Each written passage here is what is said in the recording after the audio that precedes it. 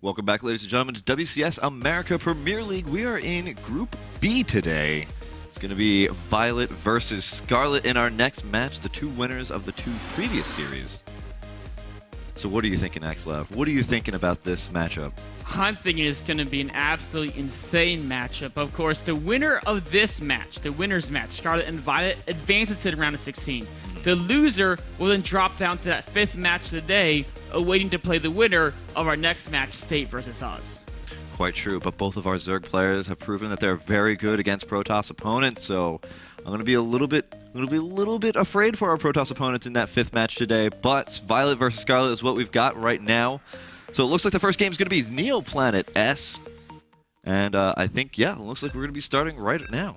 Neoplanet S is a map where the speeding run-bys can be scary, because there's two different directions you have to keep track of. Now, early on, you can put overlords everywhere. But then once the mulists come out and they start killing the overlords, you're in a situation where you got to anticipate where they're going to send speedings run to my third. If their speedings take out my drones to my third, I lose gas income. I can't make more mulists. I have less mulists. I lose. And then also it's a short map, so there's a lot of like mass baiting all-ins that are very strong as well. It's going to be exciting. I mean, all ZVZs are incredibly exciting, and we're just going to have to sit here and yell. So I'm hoping that your voice is ready. I know you were solo casting yesterday, but I'm hoping that you've recovered, because spawning down here in the bottom left-hand corner, our first Zerg opponent, it is a Zubu Violet, spawning in blue. And spawning up here in the top right-hand corner from Team Acer, our red Zerg player, it is Scarlett. So Overlords just kind of hanging out, going across the map already, you know, being nice and scouty. As you were saying before, the Overlords are going to be very prevalent in the beginning of the map, trying to see as much as possible. We have so many different attack paths, and that's what you have to be incredibly conscious of where your opponent's going to be sending everything. Of course, in the very beginning, you can send that right in front of the natural. Exactly. Of course, in ZVZ, the reason why the Overlords aren't crossing paths is because you don't want to send your Overlord to your opponent's base. If you get there, you're just going to die to a Queen. You're not going to see the Zerglings coming out of the base. What you really want to do is go to the natural, so you can see the hatchery timing, which will then tell you their gas timing. It'll also let you see all those Zerglings as they leave the base. So you can see both players sending their first Overlord directly to their opponent's natural base. And it looks like Scarlett is going to be the first one to make a move on the natural, as she's thrown down her hatchery down there. Meanwhile, Violet has thrown down his spawning pool. Pretty standard openings here. We can see a hatchery followed by pool versus a pool followed by hatchery. Typically, the hatchery first build Scarlett is using ends up getting speedlings slightly faster, but it's usually a very small difference that doesn't play a significant role. Mm-hmm. Unless you're really playing to that upgrade, finishing exactly on the second.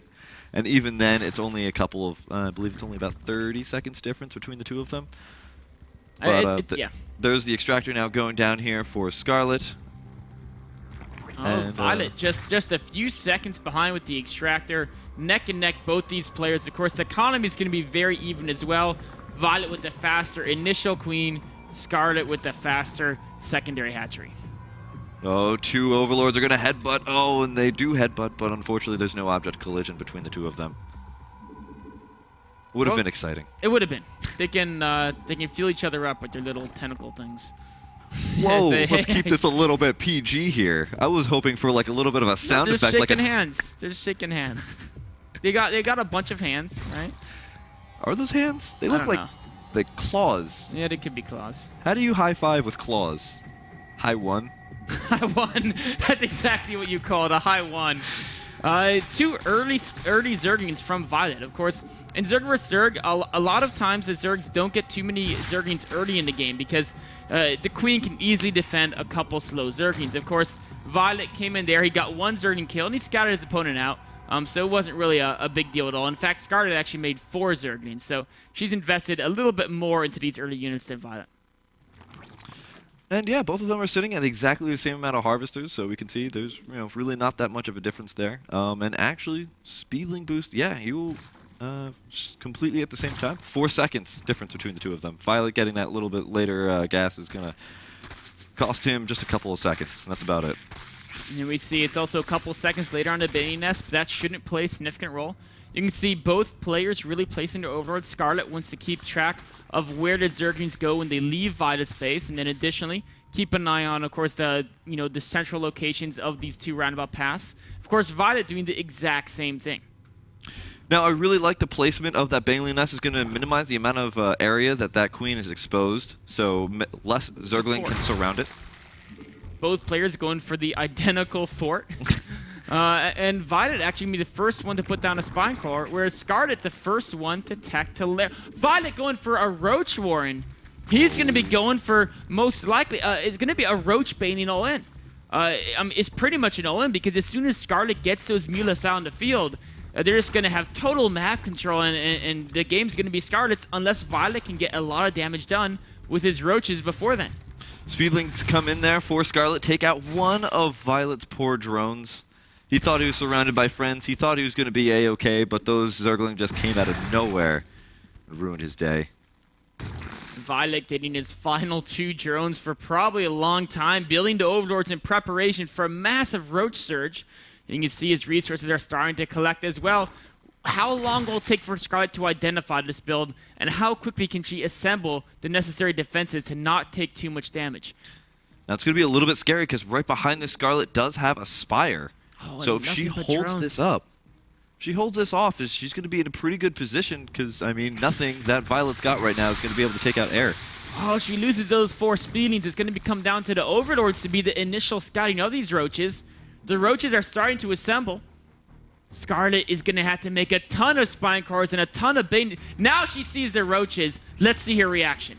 She's got 6 Zergling on the way. We're starting to see a Spine Crawler forest start to form up here at the natural. She is not taking this lightly. Look at that. 1, 2, 3, 4, 5, 6 spines being built.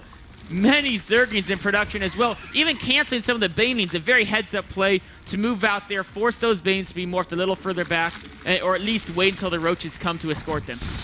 The Roaches are just barely starting to reach that Spine Crawler forest. The Spines are taking a little bit longer to pop out here. So she's going to take some damage before the Spine Crawlers finish up. Is it going to be too much damage for her to deal with? All the Banelings go in, and all the Banelings are taken out there by Violet. Now Scarlett is taking a lot of damage. All the Spine Crawlers have gone down. Violet, in a very good timing push here, has hurt all the drones very, very deeply. 5 Mutalisks on the way, but is it going to be enough to fend off this attack and possibly save her the game? Well, the Mutalisks will eventually kill the units, but if Scarlett loses too many of her drones before then, all Violet would have to do is defend with Spore Crawlers. Oh, he's got to go for the Banelings. So many losses. Now the Roaches are pretty weak. The Mutalisks are doing as much work as they possibly can. 2 more Banelings, 3 more Banelings coming in here for Violet. Scarlett plummeting in food supply, and she's down to 27, 26, 25. That's it. Good game. Unfortunately, because behind this, Violet has also grabbed Spore Crawlers, so he's going to be ready for any type of Mutalisk aggression past this. And Scarlett's down to 16 food. 16 food, only 1, 2, 4 drones, but those are going to go down very fast. That's the game. Violet with a very, very nice attack there. And man, if those spines were like 5 seconds faster, if those Speedlings, those 4 Speedlings in front of Violet's base, if they didn't die, they could have poked in and gotten like a 4 to 5 second heads up, and these spines were finished, and so they could have killed the Banelings before they connected. Her 5 Banelings could have taken out these next 7 ones that come in and take out her spines. It would have been a very different game. Very much so indeed. I mean, those 2 Banelings taking out all of those Banelings before they are even getting close to the Roaches just, really denied so much damage. That was going to be Scarlett's defense there. And unfortunately, just after that, there was really just nothing else to defend. The Spine Crawlers still just needed more time. So, guys, we're going to get into game number 2 very shortly here. We'll be right back. This is WCS America Premier League Group B. Stay tuned.